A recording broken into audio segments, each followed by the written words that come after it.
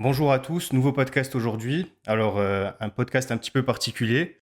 Il fait suite à une discussion que j'ai eue avec Thibaut, donc Atlas, pour ceux qui connaissent, sur les méthodologies d'entraînement. Donc, aujourd'hui, il sera avec nous.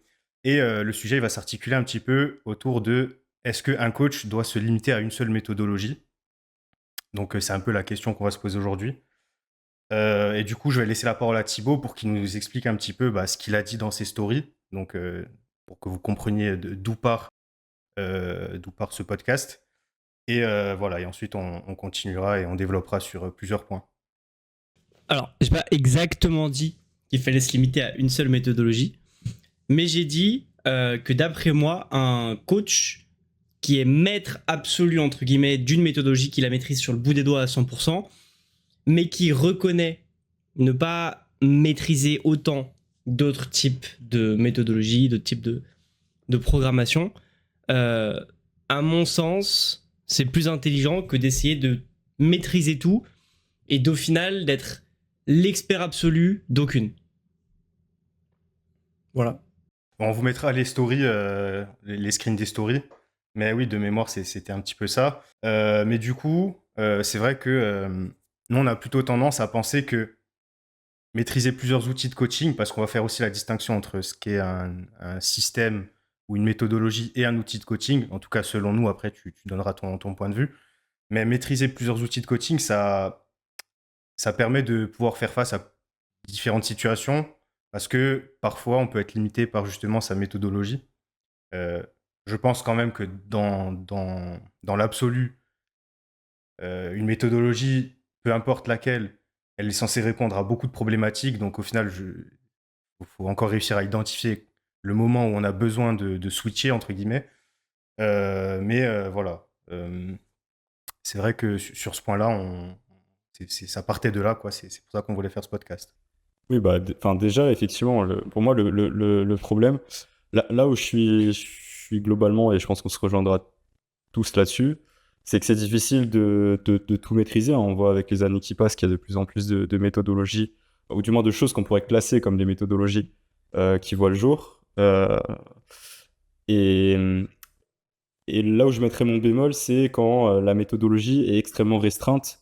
Et en fait, que si on se réfère un peu euh, pour ceux qui connaissent à la bottom-up versus top-down approach, où en fait le modèle devient tellement, la stratégie devient tellement rigide que qu'on n'a plus de place en fait pour l'adaptation, l'individualisation, etc. Et, et je pense qu'à mon sens, il y a certains coachs de haut niveau, peut-être plutôt de l'autre côté de l'Atlantique, qui sont presque un peu trop dans ce système-là. Alors bon, on connaît jamais vraiment, tant qu'on n'a pas été coaché par le groupe en question, on connaît jamais vraiment l'ensemble des possibilités qu'ils déploient dans leur coaching, mais euh, voilà, par exemple, si le système c'est se limiter à un single et un 3x8, et puis on fait un bloc suivant c'est 3x5 et le dernier bloc c'est 3x3, voilà, je pense que dans un système, effectivement, un coach ne peut pas être, ne peut pas tout maîtriser. Je pense que par exemple, pour un coach euh, qui utilise beaucoup la programmation RPE, ça va être compliqué de faire une programmation purement en pourcentage, sans même utiliser le RPE pour, ne serait-ce que pour euh, adapter le top set ou des choses comme ça. C'est sûr que le coach qui programme tout le temps en pourcentage, il aura probablement une maîtrise plus importante et il sera capable justement de peut-être de personnaliser un peu les incréments, enfin toutes ces choses-là avec lesquelles, on va pas se mentir, on n'est peut-être pas très familier chez Select Développement. Donc, il y a quand même effectivement un besoin de maîtriser les outils auxquels on fait appel et donc la stratégie. Maintenant, je pense que des fois, cette réflexion de stratégie, elle peut devenir extrêmement limitante. Et bon, après, on reviendra peut-être sur les problématiques qui peuvent se poser avec ça et pourquoi on ne croit pas forcément à ces choses-là. Voilà, je vous laisse réagir. Au final, là, c'était pour un petit peu relier vos trois points au final donc sur l'amorce du sujet. Ça correspondait au fait que je suis plutôt d'accord sur Thibaut, dans le fait que au final, chercher à être polyvalent sur tout, ça donne pas forcément les clés à certains athlètes pour essayer d'atteindre vraiment un niveau, comment dire, peut-être de performance top niveau, tu vois. Alors qu'un que pour le coup, quelqu'un qui va programmer et qui aura l'approche qui maîtrise le plus, je pense qu'il y a toujours quelque chose à faire. Surtout que, comme David l'a dit, bah, au final, avec une seule méthode, on peut peut-être arriver quand même à régler pas mal de problèmes ou de quand même arriver à faire progresser l'athlète. Néanmoins, je pense que c'est quand même assez mouvant. C'est que même si on peut avoir une méthode de référence où on est très bon là-dedans, on est très spécialisé là-dedans, je pense que ça n'empêche pas quand même d'être flexible sur d'autres choses. Il y a des points qui se retiennent, enfin des points qui peuvent se relier en fait.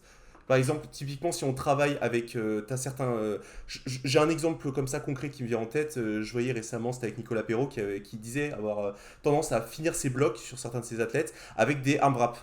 Comme ça lui permettait de, initialement, ces athlètes, quand on connaissait pas trop forcément leur potentiel initial ou leur max, entre guillemets, initiaux, c'est qu'en travaillant avec du RPE sur un certain nombre du coup de semaines, voire de blocs, et terminer avec des arm wraps, ça permet de quantifier, du coup d'avoir une idée un peu plus précise, un peu plus fine, vu que là, bah, l'athlète, on l'a littéralement fait aller à l'échec. Donc avec, imaginons une tranche de arm wraps qui vont jusqu'à 5, 3 et 1, on peut arriver, entre guillemets, à modéliser, si on veut, déjà une approche un petit peu plus fine, et au final là ça peut permettre ensuite de basculer sur quelque chose qui pourrait être en pourcentage. Donc on a amorcé avec l'athlète quelque chose qui était basé presque quasiment uniquement sur le RPE, on l'a fait finir avec certains outils, donc, comme par exemple l'utilisation d'arm wrap ou de top set ou que sais-je, mais bref, voilà ce qui a été adapté pour l'athlète, et pouvoir ensuite donc tourner, glisser vers un modèle qui soit plaît plus à l'athlète parce qu'il y a une meilleure adhérence, soit tout simplement fonctionne mieux. Ou des fois, même pour du test, pour de l'exploratoire, quand l'athlète n'est pas forcément dans une, comment dire, dans une dynamique de compétition, du moins incessamment sous peu, je trouve que ça peut être quelque chose d'intéressant. Donc c'est pour ça que je trouve que ces 3 points se regroupent assez. C'est que avoir cette capacité d'expertise quand même, quand tu maîtrises ton sujet, ça reste quand même fondamental, et chacun a ses petites écoles, etc. Ça, on reviendra après sur l'aspect marketing. Mais je pense que ça ne t'empêche pas d'avoir cette transversalité entre les différentes thématiques que tu peux approcher. C'est-à-dire travailler avec du RPE pendant un moment n'empêche pas qu'après, quelques blocs plus tard, sur ton athlète, travailler avec des pourcentages. Par exemple. Bah, finalement, on est tous d'accord. Fin du podcast. Hein, voilà. Non, mais enfin... Je sais pas, Non, mais je vois, oui. Je pense que c'est là l'intelligence de la personne qui va programmer. C'est que Ouais. il sait ce qu'il maîtrise, il sait sur quoi faire amorcer l'athlète au début, et va voir que bah, si il se trouve que sa méthode de référence, c'est pas forcément ce qui matche le mieux, soit pour la progression de l'athlète, soit pour son adhérence, soit même pour son plaisir. Mais au final, l'adhérence et le plaisir, c'est quand même 2 facteurs qui sont reliés. Bah, au final, je pense que s'il est suffisamment intelligent, il va se remettre en question, il va se dire, ok, bah, on peut introduire même si par exemple, imaginons, je suis pro RPE, voilà, c'est ma méthode, c'est quelque chose que je pense maîtriser. Si je vois que l'athlète, au final, quand je lui mets du RPE, ça marche pas du tout pour lui parce qu'il se retrouve soit à tout le temps undershot, soit tout le temps overshot certains lifts, et bah là, on peut essayer quelque chose à côté où on va travailler avec du pourcentage ou de la charge fixe si c'est justifié. Ah, mais du coup, pour moi, là, du coup, on sort justement de l'expertise du coach, surtout s'il est quelque chose qu'il n'a pas l'habitude de faire. Donc, moi, ce qui m'interroge, c'est où est-ce qu'on met la frontière de la méthodo. C'est ça. Est-ce que exactement. pour moi par exemple, si ta méthodo, c'est quoi qu'il arrive, quoi que démontre l'athlète, on va faire des RPE ascendants, ou si c'est quoi qu'il arrive, tu auras des singles à l'année, ça me gêne un peu parce que pour moi, ça, c'est des outils plus que des méthodologies. C'est ça. Et pour moi, une méthodologie, elle peut pas être aussi étriquée que ça. Après, je peux accepter le point de vue et je peux entendre que si jamais on est face à un athlète, un coach par exemple, a une méthodologie, un système bien huilé et sait que les athlètes viennent, et ça on reviendra dessus après aussi peut-être parce que c'est quand même souvent un argument de vente un peu de comme on vend finalement une méthode de régime, une méthode de ceci, une méthode de cela, on peut vendre aussi un modèle très précis d'entraînement et dire moi je fais que ça, si ça fonctionne pas, bah, va voir quelqu'un d'autre qui lui saura peut-être le faire. Pourquoi pas? Après, moi, je pense que dans tous les cas, la méthodologie, elle doit permettre au coach de faire appel à une boîte à outils, hein, pour faire une petite dédicace au podcast, à la série de podcasts, d'avoir suffisamment d'outils dans sa boîte pour être capable finalement de s'adapter à toutes ces situations et d'ajuster sa méthodologie en fonction. Voilà, je pense simplement qu'une méthodologie, ça peut pas être quoi qu'il arrive, ça va être tant de squat ou de bench par semaine, ça va être des blocs qui font forcément 4 semaines, etc., etc. Full spécifique. Ça va être Ouais. que du Après- spécifique, quoi qu'il arrive, voilà. là, c'est de la différence entre une méthode et un outil. Autant RPE, pourcentage, je trouve que c'est plus 2 outils que 2 méthodes différentes, parce qu'on peut être sur des styles de programmation qui sont extrêmement, extrêmement proches. Juste, il y en a un qui sera RPE, l'autre qui sera en pourcentage, pardon. Et même quand on parle de pourcentage, parfois, notamment Quentin avec ses blocs, parfois je lui prédis ses charges sur les 4 prochaines semaines en fonction du RPE, entre guillemets, que j'aimerais qu'on vise, et pour la prépa par exemple, pour le Silent Worker Meet là. C'est presque du pourcentage intégré à du RPE et tout, mais ça reste de l'outil plutôt qu'une méthode. Moi, quand je parlais de méthode un petit peu plus, c'était ça. C'était quand on parlait de single à l'année, quand on parle de emerging strategies par exemple, quand on parle de la conjugate method, donc qui est un peu moins à la mode maintenant, mais qui était très à la mode dans le début des années 2000, qui était en gros, t'as un jour où tu fais un max sur un mouvement de fou. Globalement, ça peut être du bench à élastique, ça peut être du squat pause, ça peut être un truc, mais en gros, tu fais un effort maximal, 1 à 3 reps, RPE 10 sur ton squat, ou une variation plus ou moins proche de ton squat. T'as un jour qui est en vitesse, et après, tu fais un peu de bodybuilding à côté et tout machin. Ça, c'est une vraie méthode comme je l'entends. Emerging Strategies, le principe, c'est que tes blocs sont composés d'un unique microcycle que tu répètes exactement le même en RPE. Donc par exemple, ça va être une single RPE 8 sur un jour, et ce microcycle, tu le répètes tout au long de ton mésocycle. Ça, c'est Emerging Strategies. On a après d'autres types de méthodes. Est-ce que j'appelle ça des méthodes plus ou moins, mais de faire du SBD only, par exemple. 0 accessoires, 0 assistance à côté. Est-ce qu'on peut dire que c'est une méthode? Oui, je pense. DUP et tout, ça reste très très très très large, mais le principe de faire pas mal de volume plutôt submaximal, donc un peu comme The Strength Guys, etc. par exemple, tout ça c'est à mon sens des méthodes, et c'est en effet plus ou moins restrictif. Maintenant, exemple assez simple, mais tu vas voir, pour te faire coacher par The Panache, tu sais à quoi t'attendre, tu sais que tu vas faire grosso modo des singles lourdes très très très souvent, tu vois. Et si ça fonctionne pas, a priori c'est que The Panache, ce sera probablement pas le coach pour toi. Et est-ce que il est aussi bon quand il coach des gens chez qui ça fonctionne pas, ces choses-là? Pas forcément. Maintenant, sur des gens avec qui ça fonctionne, cette méthode, ça marche super bien. Il y a qu'à voir tous les gens qui coachent, qui sont au championnat du monde, à Sheffield et tout. Tiffany, Lia quand il l'a coaché avant, Noémie Alabert quand il l'a coaché avant, beaucoup de gens qu'il a coaché jusqu'au meilleur niveau. Maintenant, je pense que si ce style de programmation ne réussit pas avec cette personne, c'est que ce sera pas forcément un super coach pour la personne chez qui ça répond pas. Est-ce que ça fait de lui un mauvais coach? Ça dépend de la définition qu'on a de coach. Mais puisqu'il a amené des gens au meilleur niveau avec cette méthodologie, c'est que ça fonctionne.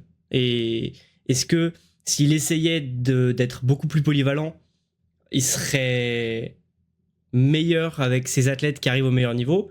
Pas forcément, parce que du coup, en étant extrêmement spécialisé dans cette méthode, je pense qu'il arrive extrêmement bien à se rendre compte de pourquoi tel ou tel bloc a pas fonctionné.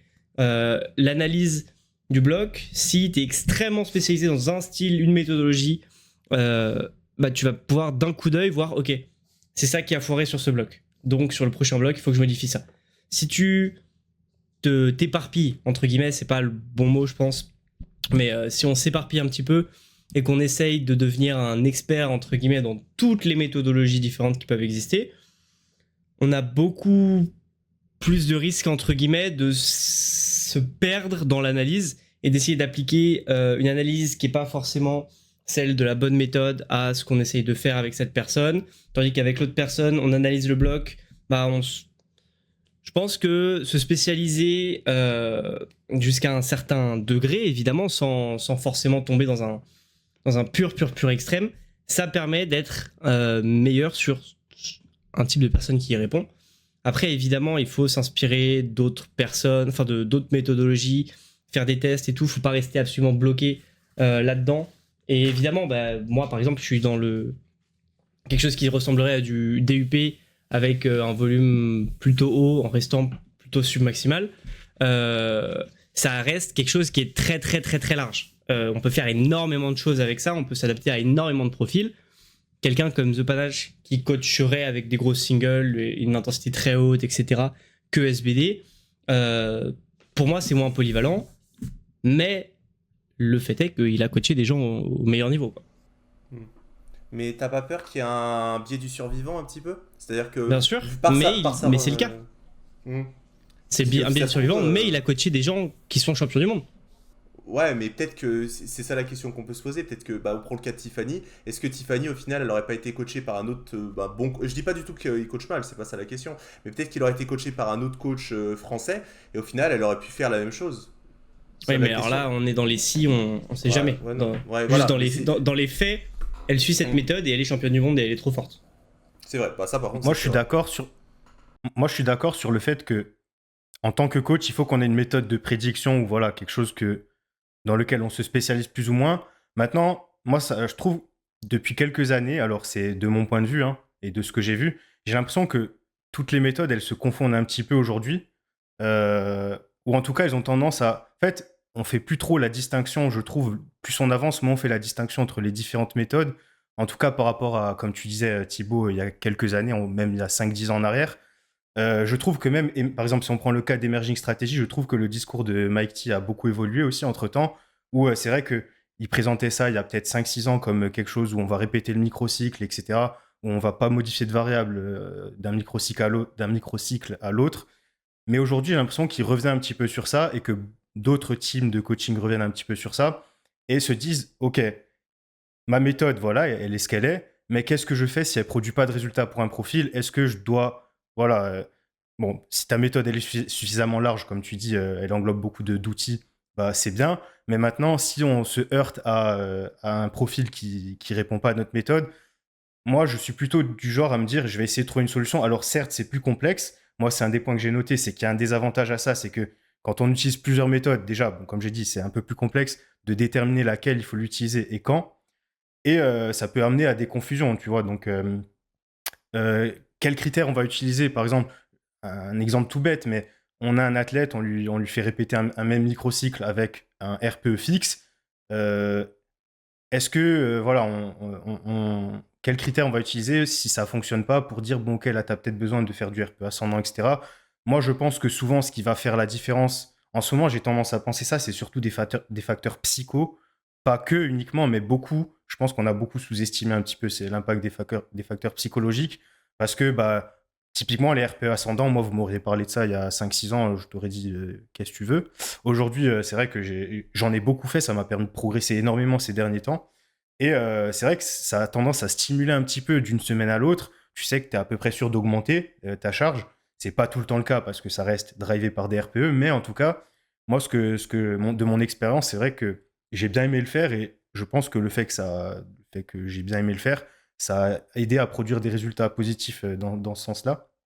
Donc, moi, voilà, pour moi, c'est toujours une question de, encore une fois, comment on définit une méthodologie et comment on le différencie d'un outil et quels critères on va utiliser pour passer d'un outil à l'autre ou d'une méthode au bon là. Depuis tout à l'heure, c'est vrai que j'utilise les deux termes pour définir la même chose. Mais voilà, on va dire que on va plutôt parler d'outils, voilà, Bah, d'outils de coaching. je pense que toute la difficulté est là, hein, c'est de mettre la frontière, comme on l'a dit.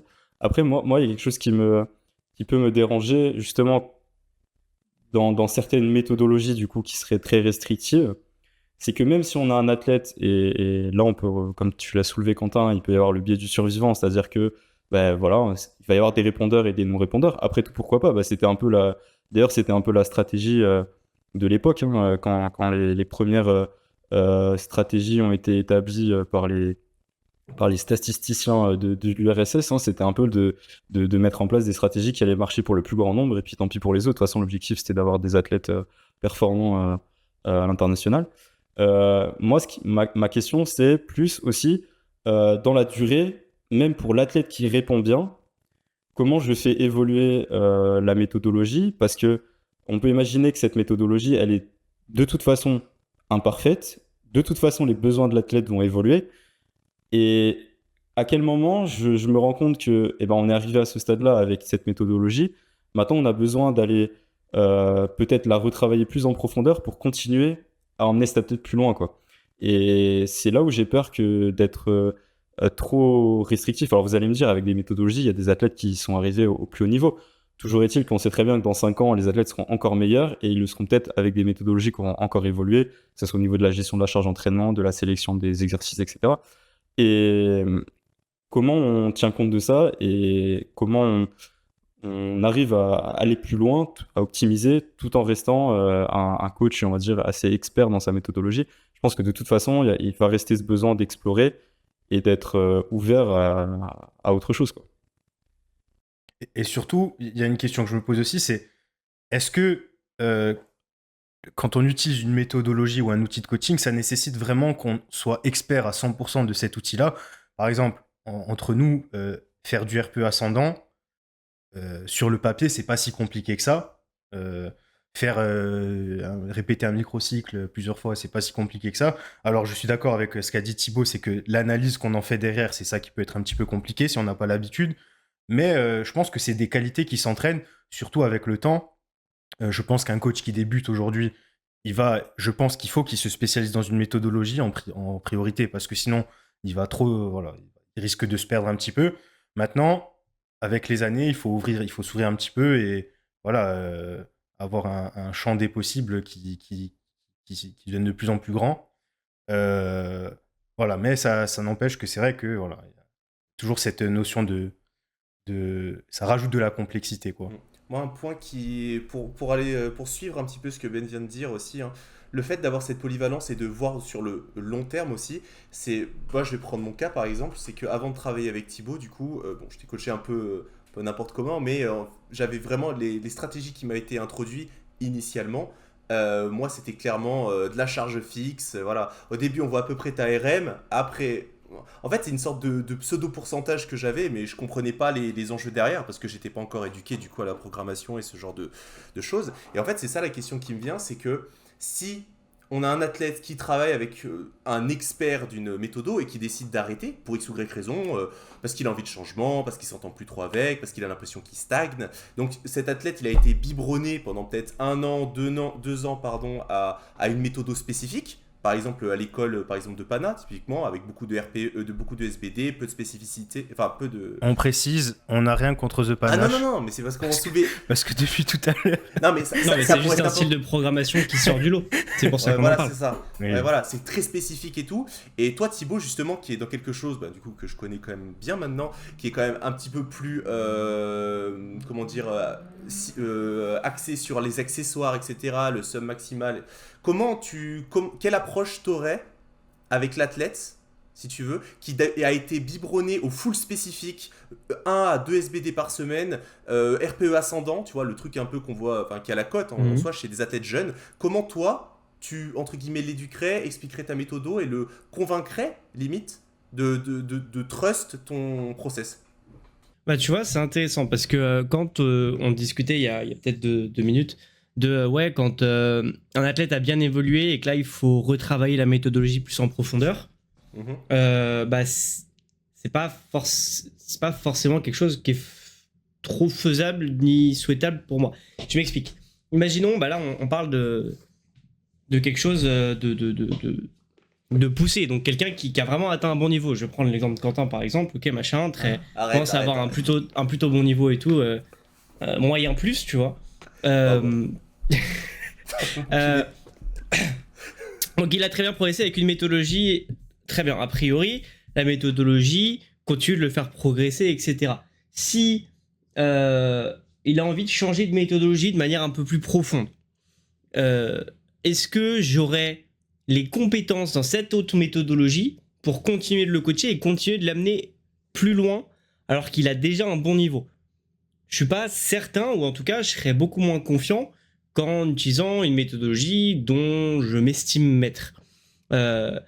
Et surtout, bah, c'est pas forcément quelque chose qui est nécessaire s'il continue de progresser avec cette méthodologie. Par contre, là on y arrive, et pour répondre un peu à la question de Quentin qui m'a été posée, c'est bah, s'il décidait de changer de coach, bah, c'est qu'il a envie de changer de méthodologie en soi. Tous les gens qui arrêtent le coaching, que ce soit, enfin, je parle de mon expérience personnelle, c'est parce qu'ils ont envie d'essayer d'autres choses. Bon, bah, ils ont fait 1 an, 2 ans, 3 ans. Il y a des gens que je coach depuis 5 ans maintenant, mais bref, les gens qui arrêtent, c'est parce qu'ils ont envie justement de découvrir autre chose. Le powerlifting, c'est un hobby et une méthodologie peut très bien fonctionner et continuer de très bien fonctionner. Attention, il y a des gens qui arrêtent.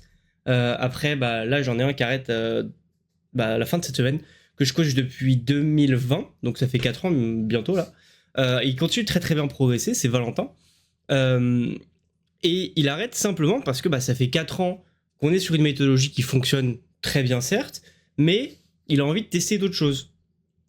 Est-ce que ce sera plus optimal? Est-ce que machin? En soi, on n'en sait rien, mais si psychologiquement, il est un peu saoulé par le fait de répéter la même méthodologie en boucle, le fait de changer, ça va potentiellement lancer une nouvelle vague de progrès supplémentaire. Mais en même temps, s'il avait voulu, maintenant il commence à deadlift de 80, squat de 40 et tout machin. Bon, est-ce que j'aurais les compétences dans une autre méthodologie suffisamment différente de ce que je fais actuellement pour ne pas le lasser, etc. Pour l'amener encore plus loin? Je suis pas 100% confiant là-dedans non plus.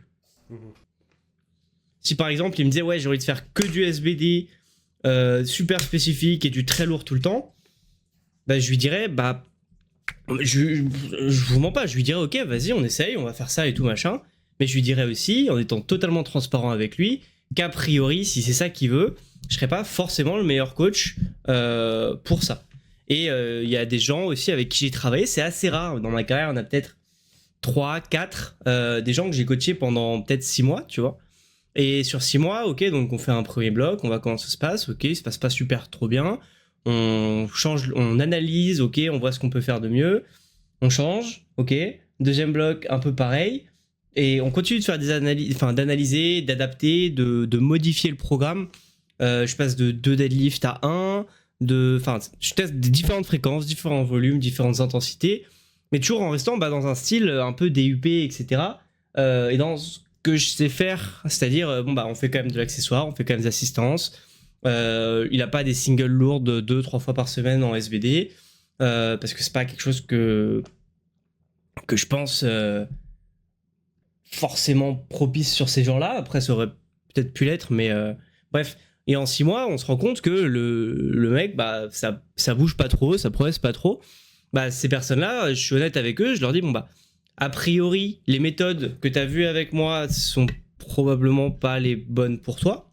Peut-être que un autre coach avec une méthodologie différente serait plus adapté. Évidemment, j'aurais essayé d'adapter ces méthodologies sur mon type de programmation, mais ça reste que du bricolage presque, là où quelqu'un d'autre, beaucoup plus spécialisé dans ces méthodologies, serait un meilleur coach. Le gars, je lui dis, tu me payes, mais il y a probablement des gens qui seront meilleurs pour toi que moi, vu les 6 mois qu'on vient de passer à essayer de faire des tests, à machin. Après, est-ce que ces personnes-là avaient une bonne diète, un bon sommeil et tout, machin? Je sais pas. Je leur demande, j'essaye d'optimiser ça avec eux comme on peut et tout.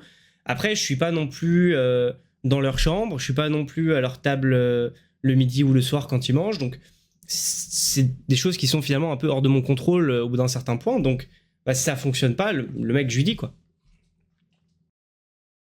C'est important Si. d'être capable d'accepter des fois qu'on est à la limite de notre modèle aussi, c'est important.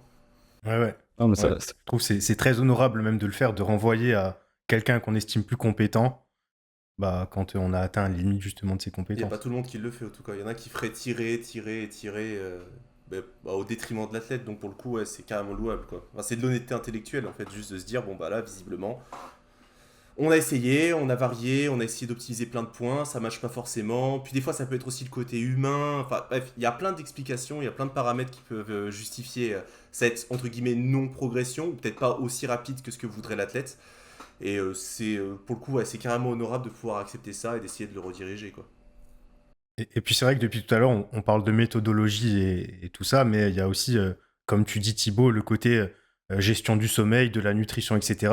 Parfois, c'est vrai qu'il ne faut pas non plus tomber dans le piège de se dire ouais, c'est ma méthodologie qui fonctionne pas, alors qu'en réalité, quand on essaie d'analyser un petit peu tout ce qui tourne autour de l'entraînement, on sait pas foufou et en fait, c'est juste ça qu'il faudrait améliorer à la base. Et je trouve que même changer de méthodologie, c'est un peu ce qu'il faut faire un petit peu en dernier, hein, parce que souvent, des y a des points techniques à voir avant tout ça, voilà, tous les points gestion du sommeil, etc.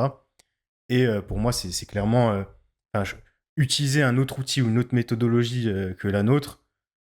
C'est quelque chose qui se discute avec l'athlète. Voilà, essayer d'identifier un petit peu les points qui bloquent, que ce soit psychologiquement ou même pour des considérations pratiques parfois, sur des considérations pratiques. Donc voilà. Ouais, parce qu'il y a le psychologique qui rentre beaucoup en cause aussi. Par exemple, pendant une période, je coachais une athlète qui était, qui est encore, qui est autiste et qui se mettait énormément de pression quand elle arrivait sur sa fin de bloc en RPE ascendant. Mais genre, trop de pression. Au point où elle ratait toutes ses fins de bloc pour des raisons mentales, tu vois. Bon, bah, ce type d'athlète, comment tu le gères? Bah, a priori, RPE ascendant, c'était peut-être pas la bonne méthode. Et donc, pour cette personne-là, j'ai essayé quelque chose qui ressemblait un petit peu à de l'emerging strategies, un petit peu, en essayant de faire quelque chose qui faisait quand même sens pour moi. À savoir bah, des singles relativement lourdes, mais sans non plus être RPE 10 à chaque séance, quoi. Toutes les semaines, et sans s'imposer de ok, bah là, je veux qu'en semaine 3, 4 ou 5, tu sois sur ton pic de forme, et c'est à ce moment-là que je veux que tu forces au max, que tu sois à ton pic de performance du bloc, parce que cette personne-là, ça lui mettait trop de pression. Mais dans ce cas-là, bah, mon style de programmation est pas forcément le bon. Donc on a fait un petit peu d'emerging strategies, etc., entre guillemets, pendant deux ou trois blocs plutôt. Et après, elle a déménagé, et c'était un petit peu trop de changements pour elle d'un coup, donc elle a arrêté un petit peu le power dans la foulée. Mais il y a des facteurs psychologiques aussi, bien sûr, comme tu dis, qui jouent sur le type de programmation qui serait optimal pour un profil. Yes. Après, au-delà de ça, un peu moi, ce qui peut m'embêter des fois, c'est l'opposition qu'on fait dans les méthodologies. Je, je sais pas si, entre guillemets, hein, trimballer l'athlète entre des coachs et des méthodologies, c'est pas un peu le perdre aussi dans la mesure où ouais, j'ai fait ça, ça a marché un certain temps, puis ça m'a saoulé, j'ai fait ça, le renouveau m'a fait du bien, etc. Est-ce qu'à la fin, l'athlète, il finit pas aussi perdu vis-à-vis de ce qui fonctionne pour lui, alors que peut-être que dans la méthodologie initiale, pardon, euh, il n'y avait pas tant de réglages à faire que ça pour, on va dire, renouveler le stimulus, adapter, optimiser à ce qui aurait fonctionné pour lui. Euh, je ne sais pas si les méthodologies aussi opposées qu'elles puissent paraître en termes d'intensité, de progressivité dans le bloc, toutes ces choses-là, euh, au-delà effectivement du facteur psychologique et du fait que l'athlète va, on va dire, et adhérer à ce processus-là et croire dans le narratif et le raisonnement, euh, je sais pas si pour moi, c'est un peu comme finalement un club de foot ou un joueur de tennis, puisqu'en soi, on est dans la thématique, qui changerait de coach et qui en fait laisserait. Alors, c'est pas ce qui se passe en pratique, on laisse pas tomber tout ce qu'on a appris du coach précédent, etc. Mais voilà, passerait du coq à l'âne sans pour autant du coup, Oh. Sans pour autant pouvoir garder les choses qui fonctionnaient bien et peut-être les incorporer avec autre chose, dans autre chose. Pour moi, voilà, c'est un peu brutal je trouve ce raisonnement en termes de méthodologie opposée. Et je sais pas si pour le développement de l'athlète à long terme, je parle pas d'un athlète qui ferait ça de façon comment dire, définitive comme un hobby pour les 2-3 prochaines années, mais quelqu'un qui serait engagé sur le plus long terme ou qui aurait des objectifs de performance, si de s'enfermer, plutôt de jongler entre plusieurs méthodologies sans finalement peut-être trouver que la vérité elle est au milieu, c'est une bonne chose. Et ça, je pense que ça, une fois de plus, ça dépend aussi du profil psychologique de la tête. Hein. Je pense que des fois, il y a simplement besoin de renouveler pour redonner peut-être du plaisir, de l'envie, du momentum. Mais je sais pas si vous voyez ce que je veux dire. Ouais, bah justement, je pense que c'est un point intéressant. C'est une anecdote que je trouve assez drôle. C'est que initialement, avant que je travaille avec Thibaut, j'avais parlé avec une amie et je disais, quand je voyais sa proc, parce qu'elle était programmée par Thibaut, je disais, putain, mais moi je comprends pas, moi j'aime pas du tout ce format-là. Moi, si j'avais ça, mais enfin, je progresserai jamais, quoi. Tu dois te faire super chier. Parce que du coup, j'étais vraiment pas sensible à l'approche DUP, Submax, ce genre de choses. Enfin, quelque chose d'un peu plus conservateur, entre guillemets, pas forcément ultra spécifique. Et après, au final, j'avais décidé de travailler avec Thibaut, parce que je m'étais dit, bon, bah là, au moins, je teste autre chose. J'ai déjà vu pas mal de choses qui étaient un peu plus du côté voilà, spécifique, le gros single RPE 9,5 fin de bloc. Bref, des choses qui me faisaient pas tant progresser que ça au final, parce qu'il y avait pas mal de choses à revoir. Et au final, au fur et à mesure qu'on a travaillé avec Thibaut, au début, c'était cette approche-là. Au final, je me suis rendu compte que bon, c'était pas si déconnant, parce que même si je prenais pas trop. En fait, c'était ça. C'est que je prenais pas forcément énormément de plaisir, mais je progressais. Donc, je tirais quand même du plaisir de ma progression, parce que bah, de compétition en compétition, mon total augmentait, donc c'est quand même gratifiant. Mais en termes d'entraînement, c'était moins bien. Et au final, ben, même si Thibaut, par exemple, il avait fait un pas vers moi, et moi j'ai fait un pas vers lui, on a communiqué, il est pas du tout forcément fan de l'approche du SBD, en fin de semaine, par exemple, et ben, avec mes contraintes professionnelles, qui faisaient que je pouvais aller au maximum une fois surcalibré par semaine, et ben, il m'a dit, ok, bah écoute, je vais te mettre ce SBD là en fin de semaine. Et comme, donc voilà, au final, on arrive à une approche qui initialement était vraiment très submax DUP, vraiment le Thibaut, quoi, vraiment Atlas. Vraiment, c'est Atlas. Et au fur et à mesure, parce que là, ça fait un peu plus d'1 an qu'on travaille ensemble, bah, on a plein d'approches différentes. On a en même temps de la charge fixe parce qu'il a une idée de ce qu'il voudrait que je projette en fonction du RPE. En même temps, on a l'approche submax quand je fais des séries de 6 ou de 7 au deadlift, des trucs comme ça très légers vers les 200 kilos. Donc c'est pour ça, je pense qu'il y a quand même aussi la responsabilité de l'athlète. En tout cas, je parle pas de l'athlète forcément hobby. Je parle de l'athlète qui se veut compétiteur. C'est qu'il faut aussi qu'il se responsabilise et qu'il soit capable de communiquer. Parce que certes, c'est un service que propose la personne qui programme. Tu lui donnes de l'argent et en échange, donc c'est ton travail, toi, de prendre tous les éléments clés, d'analyser, de trouver ce qui peut fonctionner pour ton athlète, le faire progresser. Mais si de l'autre côté, bah, en fait, pour moi, c'est un peu comme un couple. Si de l'autre côté, l'athlète ne communique pas sur ce qui lui plaît, ce qui lui plaît pas, ce qui marche pas, ce qui le stresse, ce qui ne le stresse pas, c'est compliqué aussi. Et c'est pour ça des athlètes aussi qui pourraient abandonner et se dire bon bah je teste une toute autre méthodo, je sais pas, je passe de un tel qui fait du submax à un mec qui fait du full spécifique en single ou en x3. Ben voilà, c'est pour ça je pense que c'est pas tant bazarder l'athlète, mais au bout d'un moment, si t'as, enfin pour répondre à Ben du coup, c'est que si t'as vraiment essayé avec l'athlète, t'as essayé avec dans la mesure du possible avec ton degré de connaissance et de compétence, t'as essayé de lui faire des trucs, de tester des choses et tout, et qu'au bout d'un moment ça marche pas, ça marche pas, ça marche pas, je pense que Moi, pour le bien de moi, je, l'athlète, je- je pense qu'il faut lui dire que c'est un non-répondeur à l'entraînement et tu qu'il n'es faut, pas fait pour le sport. Tu n'es ouais, pas qu'il fait aille pour le faire sport, arrête. du curling ou. Voilà. Non mais, enfin voilà, tu Non, vois, attends, je pense on va que... quand même pas se jeter la pierre parce que le mec ne progresse pas. Attends. Non, non, j'ai pas dit ça. Je dis juste que je pense que ça va aussi dans les deux sens. C'est comme Thibaut a dit, il avait pas tous les antécédents d'autres athlètes. Il savait pas comment il dormait, il savait pas comment il mangeait, etc. Ça se trouve, c'est un mec ou juste qui ne suivait pas la prog. Même si c'est ponctuellement, peut-être que ponctuellement il en avait ras le cul, il se disait qu'il progressait pas, et là il se dit, oh bah là j'ai mon pote, il vient avec moi à Fitness Park, allez viens on va se faire un gros SBD, alors que c'était pas prévu. Tu vois, t'as pas tous les tenants et aboutissants de la situation, et des fois tu te remets en question en te disant, putain j'ai fait ça, ça marche pas, ça marche pas, ça marche pas, mais en fait tu sais pas ce qui se passe aussi de l'autre côté. Donc c'est pour ça je pense que c'est aussi important Ouais. de responsabiliser l'athlète de ce côté-là. Ça rejoint un petit peu ce côté porosité entre les différentes méthodologies. Là, on voit bien que Thibaut, il a su adapter un petit peu, en tout cas, sa façon de faire habituelle, pour plus parler de méthodologie, mais en tout cas, ce qu'il avait l'habitude de faire, il a su l'adapter et ça a produit des résultats. Pour le coup ça Donc, fonctionne en tout cas. on revient un petit peu sur ça. Ouais, moi une phrase que j'aime beaucoup dire et qui est bah, mon influence, une de mes influences principales, c'est quand même RTS. Mike T, il disait un petit peu follow the athlete response, donc suivre la réponse de l'athlète entre guillemets. Waouh. En tout cas, voilà, c'est plus facile à dire qu'à faire, en principe. Mais c'est vrai que quand on a des données, qu'elles soient des données quantifiées ou qualitatives, euh, qui vont dans un sens, je pense que ça serait bête de pas vouloir aller dans ce sens-là parce que notre méthodologie nous l'interdit, entre guillemets. Mm. Donc, moi, je trouve que, voilà, finalement, je pense qu'on fait tous un petit peu ça. Je pense aussi, là, c'est le point marketing, mais je pense qu'aussi, la, la séparation entre les méthodologies, parfois, elle est surtout Oui. marketing en vrai, plutôt que. Voilà, je pense que chaque coach a aussi envie de faire son trou, on va pas se mentir. Et c'est vrai que c'est plus facile, comme tu disais Thibaut tout à l'heure, de s'identifier à quelqu'un, à une méthodologie, donc à travers un coach en laquelle on croit.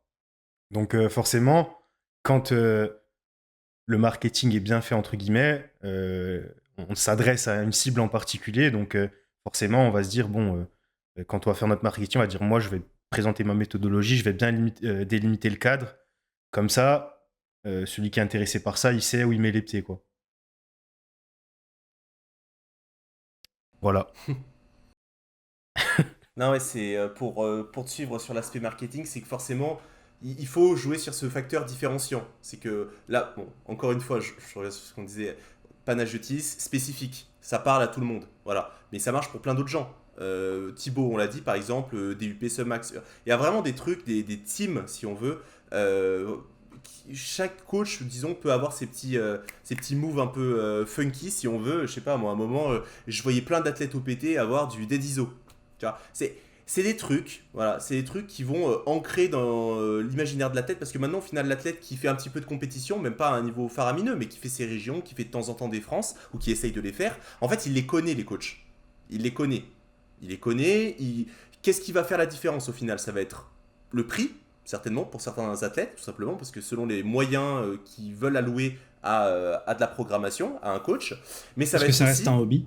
voilà, parce que ça reste Pour un ces hobby gens-là. aussi. Et aussi être capable de savoir quel méthodo va me produire du fun, au-delà du résultat.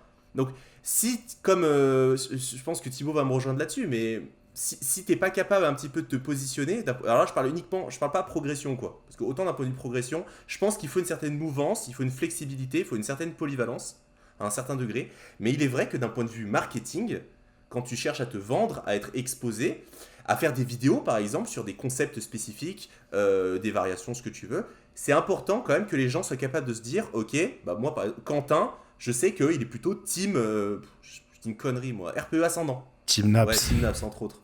Voilà. Donc voilà. Non mais c'est ça qui est important, je pense. Il faut savoir faire son trou. C'est tout simplement, hein.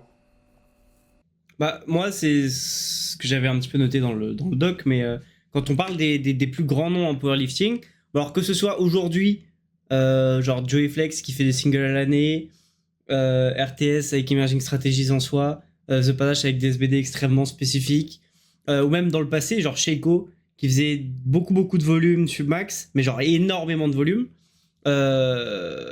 Mince, comment il s'appelle le mec qui a inventé Conjugate Westside? Aidez-moi. Conjugate Wasted. Aidez-moi. Alors là... Non, Louis vous Simmons. connaissez. Merci, Louis Simmons. Ah oui, oui. Merci. Ben, si, c'est si, le je plus l'avais. de culture, Ben. On voit ceux qui sont Non, cultivés et ceux qui le sont pas. Hein. RIP d'ailleurs. Je veux pas jeter la Ouais, pierre, bon, mais David et moi, on a on est vu cons, les cancres. Hein. Non, je l'avais, gros, mais j'ai juste oublié. Bref, Moi, je l'avais pas, c'est moi. devenu un des plus grands noms du powerlifting en soi, parce qu'il était sur une méthodologie qui était extrêmement spécifique, d'utiliser les élastiques, de faire un max effort sur du box squat sur ton jour lourd, enfin, tu vois, des trucs qui peuvent paraître funky, mais qui sont juste une méthodologie qui est la sienne, et tout le monde le connaît pour ça. Tu vas pas voir Louis Simmons, bon, plus maintenant parce qu'il est mort, je crois, mais tu vas pas le voir pour être coaché sur autre chose que ça. Et Voilà, du coup, si t'as sans envie- vouloir faire de. Ouais, c'est ce que j'allais dire. Ouais. Faut aller le voir. du coup, si t'as envie d'être coaché Bon, allez, dans ça, on va éviter c'est les ce gros nom noms, qui hein. revient dans ta tête. Comme si t'as envie d'être coaché sur du SBD extrêmement spécifique, le nom qui va te venir en tête en France, c'est The Panache. Mais en fait, Donc, d'un moi point de vue marketing, c'est- le seul truc qui m'embête avec ça, c'est une méthodologie qui est assez large, qui laisse assez de flexibilité. Ok. Pour moi, déjà, Westside, en fait, à quel point ça va servir 10% des gens et à quel point ça va desservir 90% des gens qui vont aller droit dans le mur à se persuader que c'est la méthodologie et qu'il faut absolument rester dans ce cadre qui est ultra restrictif. Bah, justement, là on y revient aussi, c'est que si t'es coach, tu es éduqué dans l'entraînement. Sauf si t'es le coach qui est au lycée et qui a pas son bac et tout encore, qui a fait un championnat de France sub-junior et qui s'est désigné coach sur Instagram. Mais si t'es coach, t'es éduqué dans l'entraînement au point où en fait tu vas avoir un avis, une opinion sur toutes les méthodes. J'ai un avis sur le SBD extrêmement spécifique. J'ai un avis sur la conjugate method, donc la méthode Westside avec des élastiques, un max sur des variations, etc. J'ai un avis sur Emerging Strategies qui font que j'utilise pas ces méthodes, donc vous pouvez deviner l'avis a priori que j'ai dessus. En tout cas, d'après mon expérience, hein, évidemment, attention, je répète, c'est des trucs qui marchent et qui ont amené des gens au meilleur niveau, donc c'est que ça peut pas être si mauvais que ça. Mais si t'es éduqué, si t'es coach, t'as un avis sur ces trucs-là. Donc t'es pas obligé d'utiliser la conjugate method. Mais du coup, si tu utilises ni la conjugate method ni Emerging Strategies, parce que t'es pas forcément d'accord avec le principe, d'après tes biais personnels, bref, machin, ton expérience, c'est que d'une certaine manière, tu es déjà en train de te spécialiser. Ouais, enfin, moi, le bémol que j'y mettrais, c'est que pour moi, on peut pas comparer, par exemple, Emerging Strategy et Westside ou la méthode Joey Flex. Parce oui, que non, bien sûr. quelqu'un qui fait Emerging Strategy, alors c'est vrai qu'au début, et la façon dont on l'a découvert, peut-être avec David, je pense à peu près à la même époque, c'était peut-être beaucoup plus cadré que ça l'est aujourd'hui, en termes de philosophie. En fait, là, pour moi, Emerging Strategy, ce sera à l'échelle de la philosophie, enfin, de la façon de réfléchir. Ensuite, on aurait la méthodo type Westside. Et encore, pour moi, Westside, je sais pas si ce serait pas presque... C'est presque entre l'outil et la méthodo, tellement c'est spécifique. Pour moi, quelqu'un qui fait de l'emerging strategy pourrait très bien se retrouver à faire du Westside ou quelque chose qui s'en rapproche, comme il pourrait se retrouver à faire quelque chose qui se rapproche du single à l'année, d'ailleurs, qui était d'ailleurs assez fréquent dans le stratégie au début. Comme ça ne choquerait pas aujourd'hui que dans un cadre emerging strategy, on se retrouve à faire des RPE ascendants. Pour moi, c'est plus une philosophie de je suis la réponse de l'athlète qu'une philosophie de je répète exactement le même microcycle, il faut pas de bruit dans les données, etc. Je trouve que ça a pas mal évolué. Quand je dis emerging strategy, c'est à ça que je pense. Voilà, c'est ça. Ouais, et encore, je dirais que même dans ce cadre-là, sur la constitution du microcycle, tu as quand même énormément de liberté. Là où dans d'autres méthodes, tu vas vraiment être restreint, Westside, t'as pas d'autre choix que si tu veux faire du Westside, de mettre voilà, du max effort sur du bomb squat et puis, et puis ensuite un truc de vitesse, quoi. Donc je pense que méthodo, oui, mais méthodo large, quoi. Pour moi, effectivement, on peut pas se prétendre expert de tout, on peut pas se prétendre capable de tout manipuler n'importe comment. Et je pense même que c'est pas bon pour l'athlète parce que finalement ça va le perdre, il va pas comprendre pourquoi on passe du coq à l'âne, quelle est la philosophie du coach. Mais je pense que dans tous les cas, la méthodologie, elle doit être assez flexible pour que on puisse accompagner au moins minimum 50% des pratiquants qu'on a. Si en fait à chaque fois on arrive à en faire progresser 10% et puis tout le reste est pas adapté parce que ils ont pas les prédispositions pour la méthodologie. Il y a quand même ce besoin dans le coaching moderne de pas être, je sais pas, on n'est pas le coach de l'équipe olympique russe où on s'en fiche. À la fin, ce qu'il faut, c'est en avoir deux qui vont gagner les Jeux olympiques. On a des gens qui arrivent avec des profils complètement différents et ces gens-là, il faut les faire progresser dans la limite de leur objectif et de l'investissement qu'ils sont prêts à y mettre. Et pour ça, on a quand même besoin d'une méthodologie qui me paraît être nécessairement assez souple pour faire toutes les adaptations nécessaires, comme vous l'avez évoqué pour Quentin, vis-à-vis de son emploi du temps, de ses capacités, enfin, toutes ces choses qui peuvent rentrer en compte, quoi. Ah, pour le coup, j'adhère totalement avec ce que Ben vient de dire, et justement, c'est là où je pense que ça, on est tous les trois d'accord dans Strength Development, mais je pense que Thibaut va nous rejoindre sur ça. C'est que c'est ce que je regrette le plus au final, c'est que actuellement, en tout cas en France, dans la FA, on est plus dans un marketing de un athlète star. C'est quelque chose qui était pas mal mis en avant et ce qui fait que certains groupes maintenant sont peut-être ceux qui, entre guillemets, brassent, avec des gros guillemets, le plus d'athlètes. C'est justement la capacité de se dire, mais attends, ouais, mais moi j'aimerais bien aller là-bas parce qu'ils ont tel athlète et moi je m'identifie à cet athlète parce qu'il est dans la même catégorie que moi et qu'il a fait les mondes. Voilà. Et c'est ça le problème, c'est comme Ben l'explique, c'est que on n'est pas, je suis pas un sélectionneur chinois qui va faire de l'haltéro à 100 000 gamins de 8 ans et en sélectionner que 2 à la fin qui sont restés en vie en fait. C'est ça que je trouve dommage, c'est qu'on perd le cœur du travail de programmation qui est d'arriver à faire progresser le plus grand nombre en fonction des problématiques, des ambitions, du degré d'investissement que va avoir l'athlète. C'est ça que je trouve horrible. Et au final, maintenant, tu regardes, pour beaucoup de gros groupes de coaching, mais que ce soit français ou autres, ils ont clairement leur athlète phare. Il y a clairement plus de réels de ces athlètes que d'autres. Il y a vraiment des athlètes qui sont mis en avant beaucoup plus que d'autres. Et on va pas se mentir, il y a une raison derrière ça. Il y a une raison. C'est que t'as des gens plus jeunes qui vont se dire, waouh, cet athlète-là, il est dans ma caté, il est trop fort, il a, je sais pas, 800 de total, 900 de total, je veux trop pareil, bah je vais aller bosser avec Ils eux. parlent comme ça, les jeunes, aujourd'hui? Ah, je sais pas, je suis vieux, mec. Donc, je peux pas te dire. Mais c'est ça, en fait, que je regrette, c'est que Ben, fondamentalement, c'est réel. Il a trop raison. Il faut pas chercher à faire progresser 5 ou 10% de tes athlètes et les mettre en avant. Mais le problème, c'est que ben, c'est ce qui se passe, parce qu'au final, c'est ce qui permet de brasser et de faire un trou là-dedans. Et c'est ça, où il y a une dichotomie qui s'installe entre l'éthique Une de quoi travail, Pardon. une dichotomie de travail entre ce que tu cherches à faire, fondamentalement, c'est-à-dire faire progresser le plus grand nombre, et en même temps, ben, ce qu'il faut faire pour gagner sa vie, en fait. C'est ça le problème. Et ça, c'est un truc à discuter pour le coup, je pense. Moi, je pense que plutôt que de voir ça comme des méthodologies, je pense qu'il faut intégrer ça plutôt à un système plus global.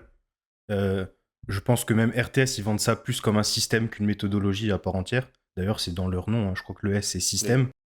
Et, euh, et pour moi, voilà, un système, enfin, une méthode, il faut qu'elle soit systématique. Donc voilà, il faut qu'elle serve à observer, expérimenter et analyser voilà, des données, en l'occurrence des données d'entraînement, et que en fait, ce processus-là, il soit un petit peu standardisé euh, pour justement arriver sur voilà, des connaissances fiables sur notre athlète.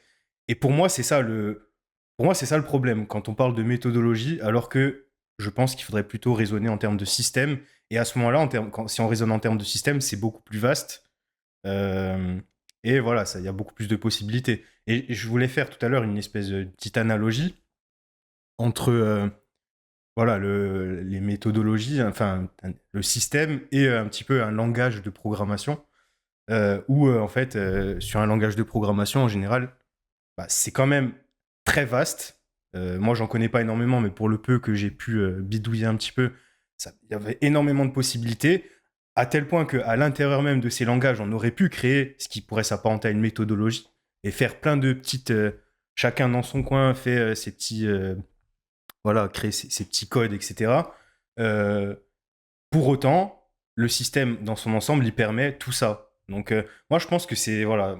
Moi, le point que j'aimerais que les gens retiennent de ce podcast, c'est que voilà, faut plutôt voir ça comme un système que vraiment une méthodologie ou des méthodologies à part entière. Drop the mic. Au revoir. Allez, on retient quand même que ce podcast est sponsorisé par Larousse, puisqu'on a eu David qui nous a parlé de porosité des blocs d'entraînement. On a Quentin qui nous a parlé de la dichotomie. Voilà, donc si vous avez... Alors qu'on. Ouais, non, mais tu connais, hein. On enrichit le vocabulaire. Si vous voulez, on peut parler en quartier aussi. Ce serait bien de faire une version comme Ah, ça. alors La chim. La chim. La chim. Oh là. La team. Ah, j'avoue, j'ai peut-être fait mon petit coup de gueule à la fin qui était pas nécessaire, mais Non, mais en vrai, c'est cool, hein. Je pense qu'on a tous donné plus ou moins notre ouais, avis. moi je trouve que foncièrement c'est bien. Moi, il y a un dernier point que j'ai mis. J'ai appelé ça méta-discussion. Alors, vous me direz si c'en est une ou pas. Mais si on revient sur ce truc de méthodologie, la question que je me pose, c'est est-ce que c'est spécifiquement la méthode qui produit le résultat? Donc, vraiment, on attribue tout le résultat à la méthode et voilà, un petit peu tout ce qui tourne autour. Ou est-ce que c'est la perception que l'athlète a de la méthodologie à travers le regard du coach, souvent, Wow. qui donne confiance? Bon, en gros, est-ce que... Ok, Est-ce que c'est la porosité de la confiance du coach Est-ce que c'est la porosité de la dichotomie? Non, mais est-ce que c'est pas parce que l'athlète a vraiment confiance au coach et en sa méthodologie qu'en fait, est-ce qu'on peut pas attribuer les résultats à ça?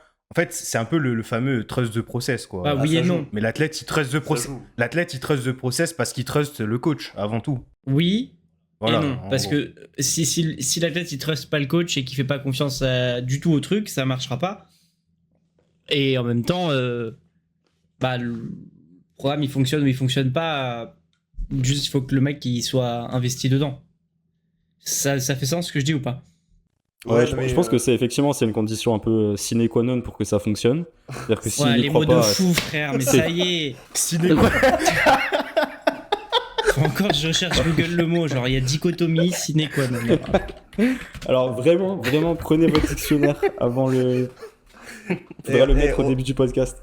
Non, on est là- mais on- on est là pour c'est une éduquer. condition. On va dire que c'est un prémisse.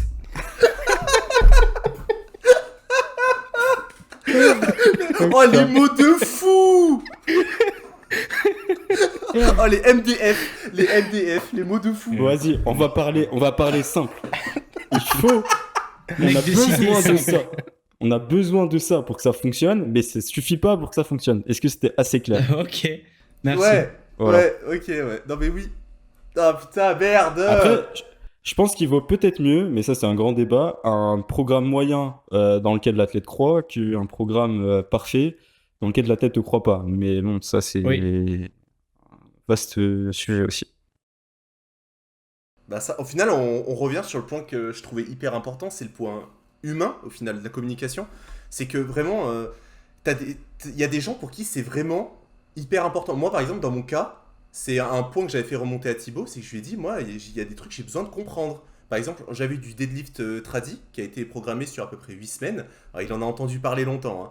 Et j'avais besoin de comprendre pourquoi. Et je n'arrivais pas à comprendre, et je l'ai fait, mais je l'ai subi 8 semaines, et au final, est-ce que les gains ont été substantiels? Pas forcément, mais c'est peut-être aussi en partie parce que moi... Substantiel, Oh. nouveau mot. Putain, mais... non, mais au final, peut-être comment dire, même si on peut jamais savoir totalement que si tu as réussi à transférer une variation à un mouvement, c'est pas possible, c'est tellement multifactoriel que tu peux pas le deviner. Ce serait vraiment illusoire de le penser. Mais je pense que peut-être là, ce manque de communication, parce que j'ai pas demandé directement en lui disant, bah écoute, j'aimerais comprendre pourquoi j'ai cette variation-là, alors que j'ai toujours eu du sumo avant, bah ça m'aurait permis peut-être de mieux m'appliquer, de mieux rentrer dans le truc, et peut-être pour le coup d'avoir un réel gain. Même si on a quand même on a obtenu quand même des bons résultats, et c'est là où Thibaut m'a dit, bah si tu regardes par rapport à ton comp, on est peut-être à 92% de ta RM max sur une variation. Donc voilà, quand il y a de l'explication, c'est toujours pareil en fait, c'est vraiment une notion humaine. Si j'estime moi personnellement que tu peux pas genre voilà quoi, un mec qui te balance une prog, il t'envoie des vidéos et toi tu réponds juste ok ça va, ça va pas. Pour moi ça suffit pas en fait. Je trouve vraiment qu'il y a besoin quand même d'un ciment. Alors je dis pas qu'il faut être meilleur pote avec son coach, loin de là, mais il faut quand même avoir un minimum ouais voilà, cet aspect empathique sans rentrer dans l'affection. C'est ça la différence en fait. C'est-à-dire l'empathie d'essayer de comprendre pourquoi il a du mal à comprendre. C'est vraiment un aspect pédagogie, enseignement qui est pour moi fondamental. Après, je sais qu'il y a des gens qui sont beaucoup plus, comment dire, factuels. Voilà, écoute, tu as cette programmation, tu l'as pour ça, ça et ça. Voilà, tu m'envoies les vidéos, je les corrige et finito. Moi, je sais que c'est quelque chose que je ne cherche pas. Mais par contre, pour certaines personnes qui sont avec qui ça match pour leur comportement, pourquoi pas? C'est quelque chose qui peut marcher aussi. Et ça fait partie un petit peu comment dire, de cette auto-persuasion dans le système du coach, dans le choix que le coach a mis en place pour te faire progresser. Les deux, au final, sont... Bah, encore une fois, c'est pour eux, comme l'a dit David, c'est que, en fait, il y a tout qui se relie. C'est toujours la même chose. C'est pour ça, le fait de bien englober ça, d'arriver à faire comprendre à l'athlète le pourquoi du comment, c'est peut-être la base au final. Au-delà de tous les systèmes qu'on a vus, tous les outils qui sont à notre disposition, pour moi c'est peut-être le ciment, entre guillemets, les fondations de ce qui va te permettre de faire progresser l'athlète et du moins de le garder le plus longtemps possible. Et puis en vrai, on va pas se mentir, le sport, le powerlifting, ça a explosé récemment. Il y a beaucoup de jeunes athlètes. Je suis même pas sûr que c'est des questions qui se posent, en vrai.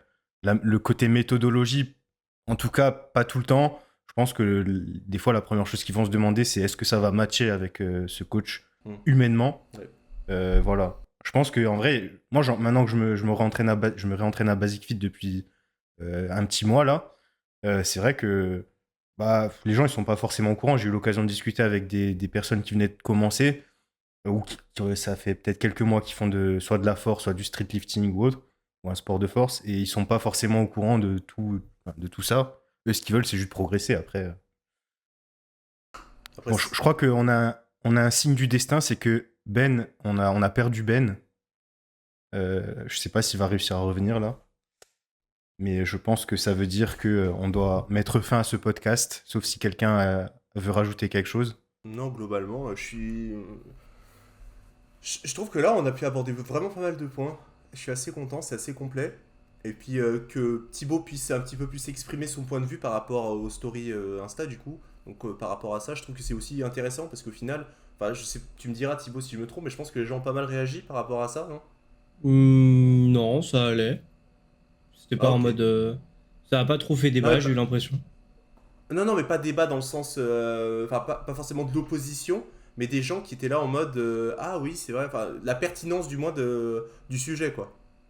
Oui, oui, bah en fait c'est un axe de réflexion bah, qu'il faut être coach pour avoir un petit peu, je pense. Donc ça peut un peu Mm. faire gamberger, Gamberge. si on s'est jamais trop posé la question, tu vois. Mais de manière générale, voilà, je trouve pas que ce soit un truc qui fasse particulièrement débat. Je trouve que c'était juste un point. Si on n'y pense pas, on n'y pense pas. Ah ok, mais là enfin, les gens ils vont voir un coach pour sa méthode, mais est-ce qu'ils s'en rendent compte vraiment? Pas forcément, tu vois. C'est comme pourquoi tirer chez McDo ou Burger King, bah il y a un marketing qui est derrière et toi t'es juste client, tu vois, tu réfléchis pas au truc autant. Mais en même temps, Non, c'est juste que Burger King, c'est meilleur que McDo, c'est tout. les deux soutiennent. Nouveau podcast avec Thibaut. Ouais, Euh, je vais t'amener à un endroit, ils font du poulet à Saint-Ouen, David, t'es pas prêt? Oh lolo lolo. Eh Quentin, il y a une espèce de burger à Saint-Ouen où tu peux tremper dans du cheddar, genre ton burger. Putain, la dinguerie. Et il y a un burger au macaroni au fromage. Il y a des Ah, macaronis au sympa. fromage dans ton burger. Ça, c'est bizarre, non? Mais oui, mais il faut goûter. Ouais, c'est vrai, j'avoue, faut goûter. Mais déjà, t'as pas aimé la marinade, tu peux pas parler avec moi. Non, non, non, non, non, c'est pas que je n'ai pas aimé. J'ai dit Ah, il faut que j'y aille là-bas un jour. c'était overrated. J'ai fait, Mec, j'ai fait Paris-Lyon pour aller à la marinade. Et bah ça valait pas le coup. je veux que ce soit extrait, que ce soit mis dans un réel, premier Non degré, mais c'est bon, avec une musique triste.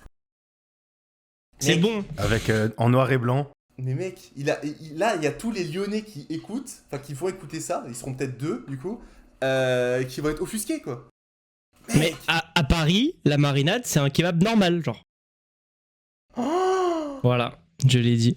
C'est un kebab déjà, la marinade. Non, C'est pas un tacos, Ouais, c'est un c'est un tacos. tacos. Mais ok, d'accord. Tu vas au kebab, tu demandes un tacos, ils te le font. Mec, là t'as toute la mafia lyonnaise qui arrive chez toi frère. Oh non, non, non, Thibaut. Bah, tu vois là, typiquement David, on est dans un désaccord. Je vais devoir mener à terme le coaching. Je veux plus être dans un système où cet homme n'aime pas la marinade. C'est la dichotomie, tout ça. La dichotomie. C'est la dichotomie de la marinade. Ça Aujourd'hui, regardera. j'ai appris un nouveau mot. Ouais, sine qua non. Ah, celui-là, je le maîtrise pas encore. Je maîtrise pas. dichotomie. Ça veut dire opposition pour ceux qui suivaient pas. En fait, je sais pas ce qu'on enregistre de ce qu'on n'enregistre pas. Je te laisserai faire le montage. Ah, mais les gars, ça c'est des moments de vie qui vont rester. Ah bon. Ah, d'accord. Non, mais on va terminer. Donc voilà, merci de nous avoir écoutés. Je vous rappelle que nous aussi, enfin tous, on fait des coachings. Thibaut, on peut te retrouver sur Instagram. C'est quoi ton Insta C'est Je l'afficherai. arrobase Atlas Power, ATLAS, barre du bas, PWR. Et si vous êtes à Paris de passage ou quoi, et que vous cherchez une salle de force athlétique, il y a One Rep Gym. Voilà. C'est la salle de force athlétique que j'ai ouvert en novembre. Elle, s'il vous elle a plaît. l'air vraiment pas mal d'ailleurs. Quand je vois les vidéos et tout, Ouais. je viendrai faire un petit tour C'est un pas jour très si j'ai grand l'occasion de passer. encore, mais c'est le plan. Et on va essayer, on a eu l'aval de la mairie de Clichy pour organiser une compète FF Force le 26-27 octobre. Donc ça va être marrant comme tout. Ah, ça c'est intéressant. Et c'est à proximité de la ligne 14, si ça parle un petit peu à nos amis d'Île-de-France, donc c'est très accessible. Bah, pour le coup. on mettra tout dans la description, je pense, avec le point GPS, même si vous voulez. Ah ouais. Voilà. Et du coup, vous pouvez nous retrouver aussi sur nos réseaux sociaux qui sont aussi en description, donc je ne vais pas les détailler ici. On a aussi notre site internet qui contient des articles, nos offres de suivi, etc. Et voilà, bah écoutez, Ben vient de rejoindre, je ne sais pas s'il peut parler, Bah, mais dans le doute, bah, j'espère que vous avez fait le taf en mon absence. on est en train. Là, je suis en train de faire l'outro, mais voilà. bonne journée, soirée à tous et à la prochaine. Gros bisous. Ciao.